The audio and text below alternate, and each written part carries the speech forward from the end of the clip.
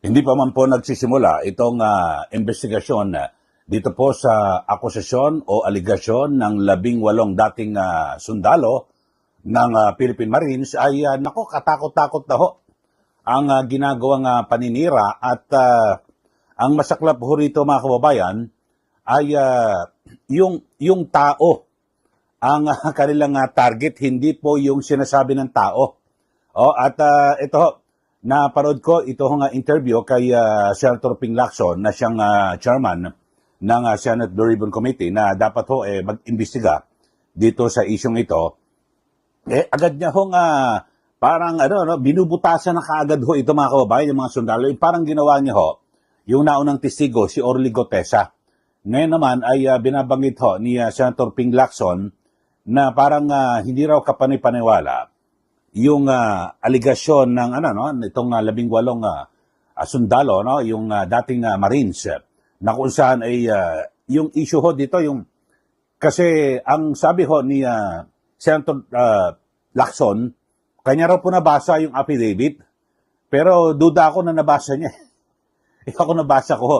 Kasi nakalagay ho, ang sabi ho ni Senator Lacson ay parang hindi na po kapanipaniwala dahil sa yung 805 billion pesos na hawak daw po ni dating Congressman Saldico, yun daw po ang ipinamudmod at ipinamigay sa pamamagitan ng male-maleta na pera. So 805 tapos 1.3 trillion pesos ang sinasabi dito po sa flood control. So parang 70% napunta kay Saldico, tapos yung 30% paano yun kumubra, kumulimbat din ho sila Bernardo, sila Alcantara at iba pang mga opisyal.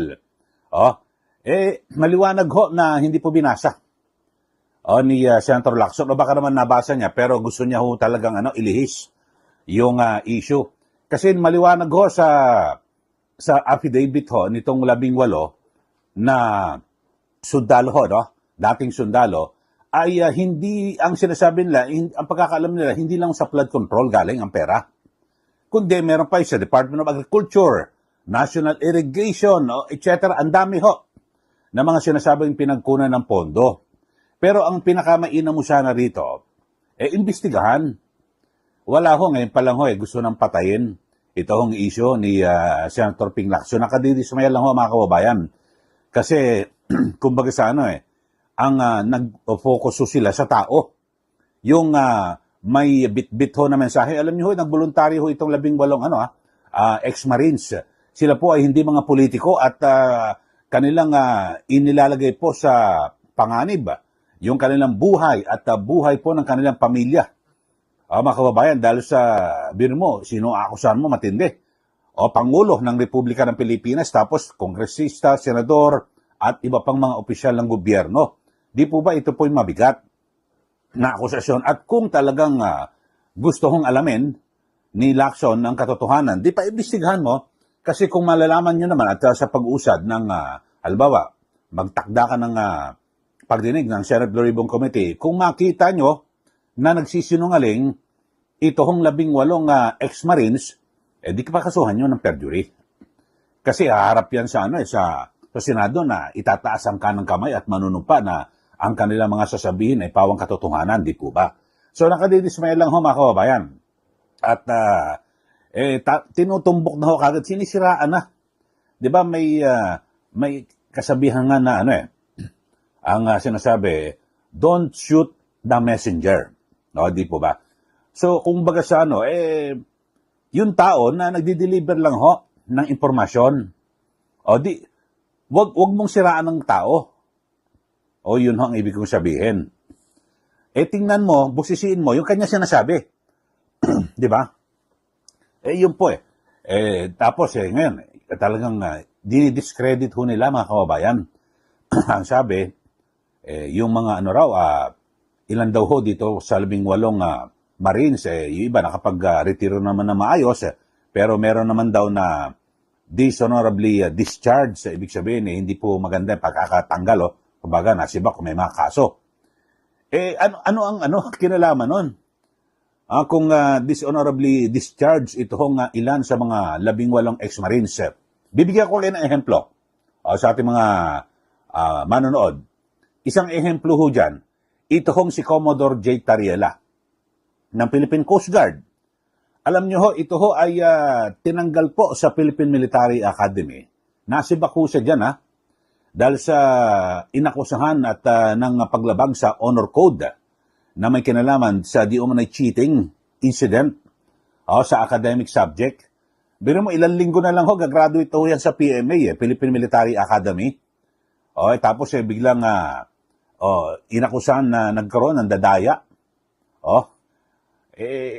Napilitan mo siya na umalis sa PMA at hindi siya nakagraduate. Tapos ngayon, ano siya ngayon? Nasa Philippine Coast Guard. Bakit pinagtiwalaan pa yan? Kumbaga lumabago yan sa honor code dyan sa PMA. At ito sinasabing di umanay cheating incident. Dapat pala kung itong pagbabasihan natin, yung binabanggit ito ni Senator Ping Lacson, na meron siyang natanggap na report na ito nga ilan sa mga sundalo po ng Philippine Marines na lumutang ho ngayon ay dishonorable discharge. Yun ho. Wala na. Hindi pwede. Alam ba, may magnanakaw. Nagsabi, 1 + 1 = 2. Mali o tama ang sinabi? Kahit na magnanakaw yan, tama pa rin ang sinabi. Hindi po ba? So, yun lang ho, nakapagtataka ho mga kababayan, na talagang sinisiraan ngayon pa lang ho. Ang gawin ho sa talaga, pinakamainam, imbestigahan. Ituloy nyo imbestigahan. Ito, pakinggan nyo ho, panoorin nyo ho. Ito nga interview kay Senator Ping Lacson kung paano niya isa-isang parang dinidiscredit, winawalang iya, pinipersonal, yung pagkatao. Imbes na yung issue ho ang sinasabi. Ano ba yung sinasabi nitong 18 sundalo? Dapat imbestigahan. Pagkatapos yan, tsaka mo tignan yung kung ano background, di po ba? Sinasabi may motibo, yung political, timing. Sige, panoorin nyo mga kababayan, ito ho. At para malaman ho natin, ito hong maaga pa lang ho, yung pagkabayas ho, lumilitaw na ho. Dito ho kay Senator Lacson. Ito po, panoorin yung kanyang interview diyan po sa Senado. Sir, merong resolution si Senator Amy. Gusto niyang imbestigahan po ng Senate yung allegations nung 18 allegedly Marine soldiers. Well, we'll wait for the reading of the resolution, and let's find out kung saan committee i-refer. Pero saan nung narinig niyo yun? Ano yung nakita niyo? Yeah, I read the affidavit. Opo. Ako kasi pag mayroong information in my previous life, this is how I treat any information that comes to my attention. First, yung ano ba yung credibility ng source? And second, ano yung reliability ng information itself? Dalawa yun Kasi kung polluted yung source, it follows. Ito yung sinusunod natin na meron tayong A1, A2, B1, B2, di ba? Yung rating, yung classification ng intelligence information. Yes, sir. So, may mga portions doon na pwede na sabihing credible, pero may mga questionable. Number one, sinabi lang 805 billion yung napunta, yung pinamahagi o napunta kay Congressman Saldico. Well, from 2023 to 2025, ang total amount ng flood control projects, 1.13 trillion. So kung ang napunta kay Congressman Saldico allegedly 805, that's at least 70% of the total appropriations for the same period sa flood control projects. So puro cost na yung nandun. Saan manggagaling yung napunta kay Bernardo? Saan ang napunta kay Alcantara? So, sobra yung computation? Sobra computation. That's my first observation. Second, as we speak, sumulat na ako sa Philippine Navy, Philippine Army, to conduct record check and background investigation on the 18 Marine Philippine Navy and Army personnel. Sir, why so? Initial information, hindi, wala pa sumulat ako. Pero bakit? At saka sa LTO. No? May initial information from the Philippine Navy na yung iba dishonorably discharged. A number of them were never members of the Philippine Navy. So doon pa lang, makukwestiyon natin yung credibility ng source.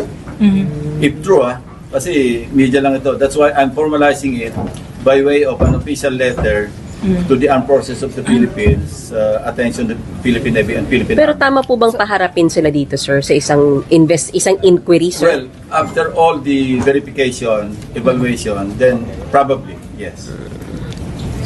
Pero And sir, ito pa isang observation. The timing, parang nakatiming to, bakit yung ICC ngayon na nakapokus? Ang pinoproject doon is napaka-corrupt ng ICC, di ba? Dahil nilagyan ng $2 million allegedly through former Senator Trillanes. Another one, timing nila, bisperas noong Trillion March, yung 40th anniversary ng EDSA. Another observation, parang kung gano'n ang mga pinagbibigyan, parang kulang yung listahan. Timing is suspect? Yeah, kasi timing ng Questionable? ICC confirmation of charges. Okay. Ang timing din, yung ngayon, February 25, yung EDSA, 40th anniversary ng EDSA. So ano yung, sa akin kung ako yung mukhang merong political color, not just political color, mukhang merong destabilization na aspect. so sir, kung Why do you say so, sir? Paano Oo. makaka-destabilize ito, Timing, sir? kasi EDSA ngayon bakit kahapon lumabas? So, parang manggugulo, sir? Yun yung... Well, kayo, I leave it to your own imagination, but that's my own opinion. Rightly or wrongly. But you think it's enough to destabilize, sir? I don't know. Kasi hindi ko alam. Kasi wala namang nangyayari destabilization ngayon, di ba?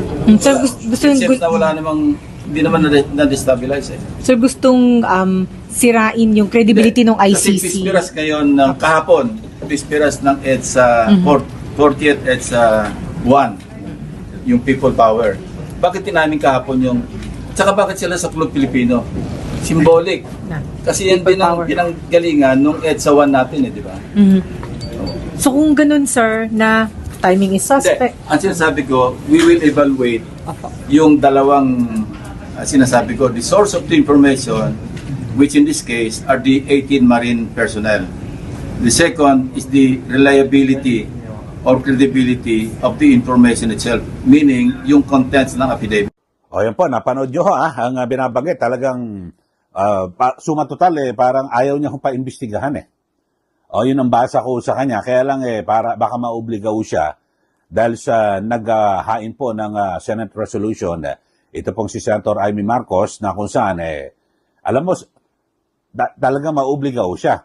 Pero kung tutuusin ho mga kababayan, itong gusto niya, kasi ang Senate Blue Ribbon Committee, makapangyarihan ho yan kahit walang resolusyon, pwede ho siya mag-imbestiga ng sarili niya. Gusto mag-hearing. Ito, sarili niya lang, di ba? Ayan, nabalitaan niya, may 18 Marines. Imbestigahan natin kahit wala pang resolusyon. Pero ngayon, lalo't may resolusyon na ho, maobligaw siya. Ang gawin ho nila, mga kababayan, huwag ho magpahalata sila. Senator Lacson, huwag naman ho kayo magpahalata na bias ho kayo na talagang diin nyo, durugin nyo at ito hong 18 ex-Marines. Ang gawin nyo, paghandaan nyo, tapos pag na-interview kayo, alam nyo, parang nawawala na ho yung mga ako. Dati, tagal ko rin nag-cover ho. Diyan ko sa Senado, sa Malacanang, sa House of Representatives, at sa iba pang mga bit, sa Supreme Court, lahat to. Pag may mga ganyang kaso, pag tinanong mo, nako, hindi. Paimbestigan niya po, paimbestigan natin yan at ano masasabi nyo? Hindi, abangan na lang natin kung ano ang resulta ng investigasyon at titignan natin kung ito bang mga binabanggit ditong 18 dating Marines, meron ba silang sapat na basihan? Sila ba ay dapat na paniwalaan? O yun ho. Katulad ho rito, bakit ko ni Senator Lacson, 805 daw billion na punta, 1.3 trillion. Kasi nakapokus lang siya sa flood control. Kung binasa niya ho ng mula umpisa hanggang katapusan itong affidavit, nakalagay rin na hindi lang sinasabing pera sa flood control ang pinangkunan ng pera ni Zaldico. Ang dami po na iba't ibang mga ahensya o departamento. Di po ba? So, yun lang ho. Tapos pati yung timing, kine-question na keso habang meron dong pagdinig diyan po sa sa ICC. Tapos yung pagunita sa EDSA People Power Revolution. Wala tayong pakialam sa timing. Talagang lahat naman anong masama sa timing? Essential yan. Napaka-importante na paglalabas ng timing, di po ba? Alam nga naman halimbawa, Kwaresma, maglalabas ka. Gusto mo ba, yun ang timing? O, sa mahal na araw. Ano ba ang tamang timing? So, wala ka nang pakialam doon sa timing. Ang dapat intindihin ni Senator Lacson, ano ba yung laman yan? O, sige, mag-imbestiga tayo. At pwede naman silang kasuhan ng perjury kapag sila ay nagsinungaling. O, di tapos. Alam niyo, mas makakatulong ka pa kung talaga mayroon kang pinoprotektahan. Matutulungan mo, alam ba, ang Pangulo, matutulungan mo na maabsuelto siya at malinis yung kanyang pangalan sa mga aligasyon kung mapapatunayan nyo dyan sa Senado na nagsisinungaling itong 18 Marines. Di po ba? Kaso ngayon lang gusto nyo nang dedoin yung issue, patayin ng issue, di po ba? At ngayon, nagtataka, katulad itong si Trillanes, nagtataka raw siya, bakit yung 18 ay nagkausap-usap sila at nagtipon-tipon para maghain ng isang pinagsamang affidavit. Senator Trillanes, ba't ka magtataka? Dati magkakasama yan di ba? Siyempre, magte-textan yan tawagan. Di ba? Yung mga magkakaklase nga sa mga noong pa ang tatagal na Di ba? Iba nasa abroad na nagtatawagan o nagme-message pa di ba? Meron pang komunikasyon ikaw talaga. Ay, Diyos ko po. At maliwanag din na siguro pinakamainam reviewin ito affidavit. Tingnan, marami nang magagaling dyan sa Senado, talaga kung bubutasan nyo, di ba? Tingnan nyo. Ang pinaka-importante mga kababayan, dapat itong maimbestigahan. Lahat po, kung ano man, at para malinis nyo, alam nyo yung mga nagsasabi na, nako, hindi totoo yan. Hindi totoo yan mga aligasyon na yan na binigyan kami ng mali-malitang pera. Mas maganda, sumama kayo sa panawagan na imbestigahan. Bakit Doon kasi malalaman kung totoo na hindi kayo tumanggap ng mali-malitang pera, doon magkakabistuhan na mali. At hindi totoo yung mga aligasyon nitong 18 Marines na ito. Di po ba? Huwag kong tututukan na hindi, iba natanggal ng may mga record, masamang record wala tayo yung issue na yon. Kaya ano man ang nangyari sa kanila noong sila'y dating sundalo, wala pong problema yon. Ang dapat na pagtuunan ng pansin dito, yung kanilang sinasabi. Kasi alam nyo pera ng taong bayan pinag-uusapan dito, mga kababayan, at ang issue rito, inaakusahan ang mga matataas na opisyal na nagnakaw, nanuhol, kinulimbat ang pera ng taong bayan. So maganda patunayan natin na, kung mali, yung aligasyon niyan, di malilinis ang pangalan ng isang opisyal. Di po ba? Di kasuhan nyo ng pagsisinungaling. Di po ba? Kayo mga kababayan, sa ating mga suki, sa ating mga listeners, ano masasabi nyo rito? Kasi masyadong maaga napakaaga na yung kanilang tapos ang kanilang sinisilip agad sino ba nasa likod nito? Nitong 18 na sundalo niyan. Nako, sa kampo ng mga Duterte yan o ano man. Alam nyo, kahit kaninong kampo galing yan, tingnan nyo muna yung mga aligasyon. Totoo ba o hindi? Meron bang ebidensya o wala? Tapos ang kwento. Di ba? Pag napaturayan na wala, hindi totoo. Walang ebidensya, tsaka nyo balikan, ay, nako, yung kampo ng ganito, mali-mali yung wala. Pahiya kayo. Di ba? Ganun lang kasimple yung mga kababayan. Sige, sa ating mga suki at sa ating mga taga-subaybay, dito po sa ating channel, magbigay na po kayo ng comment para po sa inyong komentaryo at masasabi na ngayon pa lang, hindi pa man iniimbestigahan ay sinisiraan na. Yung pagkatao ng mga Marines na ito, hindi pa sinili po yung affidavit birin mo sabi sa Lacson 1.3 trillion ang sa flood control tapos 805 billion ang pinamahagi. Parang wala na raw sa nangyari yung mga nakulimbat nila Bernardo at Alcantara. Kasi hindi niya binasa. Hindi naman flood control lang pinagmulan ng pera. Doon mo paghahalataan na agad na nagdidepensa na agad na may pinagtatanggol, di po ba? O sige, magbigay